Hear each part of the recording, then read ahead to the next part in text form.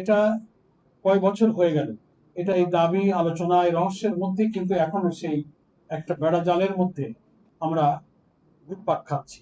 বাংলাদেশ জামাত ইসলামের পক্ষ থেকে বারবার আমাদের আমির জামাত এই কথা জাতির সামনে বিভিন্ন সময় যারা সরকারে ছিলেন আছেন তাদের সামনে আমাদের এই দাবি উচ্চকিত করেছেন যে এটা এই ঘটনা যে পরিষ্কারভাবে এদেশের অখণ্ডতা এবং সার্বভৌমত্বের বিরুদ্ধে একটি পরিকল্পিত ষড়যন্ত্র ছিল এবং এর সঙ্গে কারা কারা যুক্ত ছিল সেই সময়ের সাবেক প্রধানমন্ত্রী যিনি জনতার রুদ্র রোষে দেশ থেকে পালিয়ে যেতে বাধ্য হয়েছেন, নানান খুনের অভিযোগে তিনি অভিযুক্ত এবং সাজাপ্রাপ্ত, তিনি সহ আধিপত্যবাদী শক্তির প্রত্যক্ষ মদদে আমাদের অখণ্ডতা এবং সার্বভৌমত্বকে বিকিয়ে দেওয়ার জন্য ইতিহাসের নৃশংসতম এই সেনা হত্যাযজ্ঞ তাদেরই পরিকল্পনায় হয়েছিল। নানান গোয়েন্দা সংস্থার তথ্যে সেটা উঠে এসেছে। বারবার সে কাহিনী চাপা দিতে চাওয়া হয়েছে নানান এজেন্সির মধ্য থেকে। খুব রহস্যজনক মন্তব্য সেসব এজেন্সির কর্তৃত্ব যারা দায়িত্ব নিয়ে যারা কথা বলেন তারা অনেক সময় এমন কথা বলেছেন জাতি আশাহত হয়েছে। দায় একবার একজন একদিকে ঠেলে দিতে চান, প্রকৃত অপরাধীকে এড়াবার জন্য এক এক সময় এক এক কথা এক এক দায় একদিকে ঠেলে দেবার চক্রান্ত সব সময় সব আলোচনায় আমরা শুনতে পাচ্ছি। আমরা কতদিন এই নির্মমতার বোঝা বয়ে চলবো?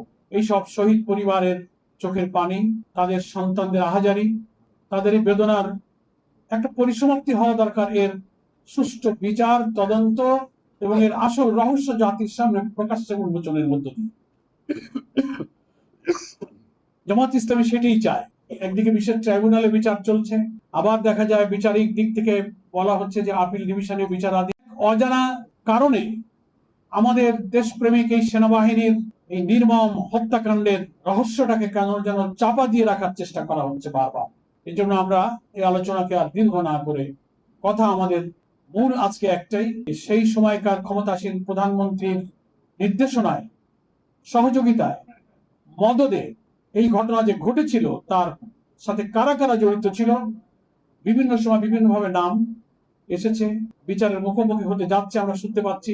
ঘটনার সাথে কোন দেশের কিরকম পরিকল্পনা কারা কারা যুক্ত ছিলেন এগুলো একেবারেই পরিষ্কার করে তাদের সামনে তুলে ধরা প্রয়োজন। সেই সময়কার ভিডিওগুলো, ছবিগুলো, কিভাবে সেনা অফিসাররা চিৎকার দিচ্ছেন, আহাজারি করছেন। প্রধানমন্ত্রী এই হত্যাকাণ্ডের পর পর সেনা অফিসারদের নিজে মিটিং করেছিলেন, সেখানে তদানীন্তন প্রধানমন্ত্রীর বক্তব্য চলাকালে সেনা অফিসারদের যে কি আহাজারি, কি কান্না, যে কেন সাথে সাথে এত অনুরোধ করার পরও এই হত্যাকাণ্ডের বিরুদ্ধে সেনাবাহিনীকে অ্যাকশন নিতে, তাৎক্ষণিক সেখানে ব্যবস্থা নিতে দেওয়া হয়নি, কেন বিলম্ব করা হলো।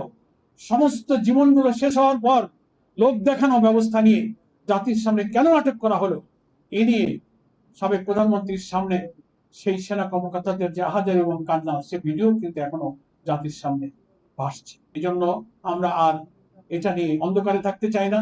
যারা সেদিন এই হত্যাকাণ্ডের নেতৃত্ব দিয়েছিলেন, এর পিছনে দেশ বিরোধী ষড়যন্ত্র ছিল। এটা যদি আজকে উন্মোচিত না হয় তো এই দেশকে নিয়ে আবার কেউ, কোনো দল, কোনো সংস্থা, কোনো শক্তি যে আর ষড়যন্ত্র করবে না তার তো কোনো নিশ্চয়তা নেই। ফলে আমাদের স্বাধীনতা, আমাদের আজাদী, আমাদের সার্বভৌমত্ব, আমাদের জাতিসত্তা, আমাদের অখণ্ড বিরোধী সকল ষড়যন্ত্র নির্মূল করতে গেলে এই পিলখানার সেনা হত্যার আসল কাহিনী, সেনা হত্যাকাণ্ডের আসল কাহিনী জাতির সামনে উন্মোচন করতে হবে। 1, 2, 3, 4 করে যার যার নাম প্রকৃত তদন্তে বেরিয়ে আসবে তাদেরকেই বিচারের মুখোমুখি করে শাস্তি বিধান করতে হবে। এটাই আমাদের আজকের এই বাংলাদেশ জামাত ইসলামী ঢাকা মহানগরী আলোচনা সভার মূল দাবি।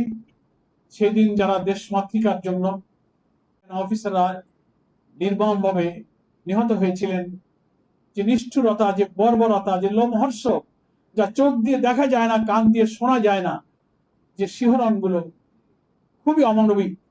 শিশুরাও যা দেখে দেখে চোখের পানি ফেলেছে, বুঝতে পারে না রাজনীতি, কিন্তু সেই ভাষা, সেই দৃশ্য, সেই গান মানুষকে আজও কাঁদায়।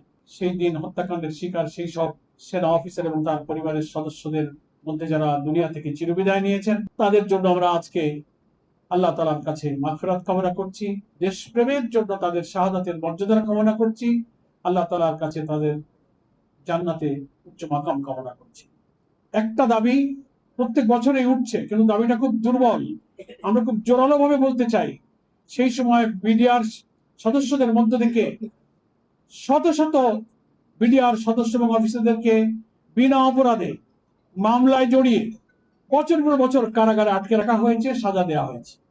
যারা নির্দোষ, নিরপরাধ, যাদের বিরুদ্ধে কোনো এভিডেন্স, কোনো কিছু এখনো প্রমাণিত হয়নি, মামলার অজুহাতে, বিস্ফোরক মামলা, হত্যা মামলায় নানান অজুহাত দেখিয়ে কত যুগ তাদেরকে তাদের পরিবার, সমাজ, সন্তান, স্ত্রী, মা, বাপ থেকে বিচ্ছিন্ন রাখা হবে।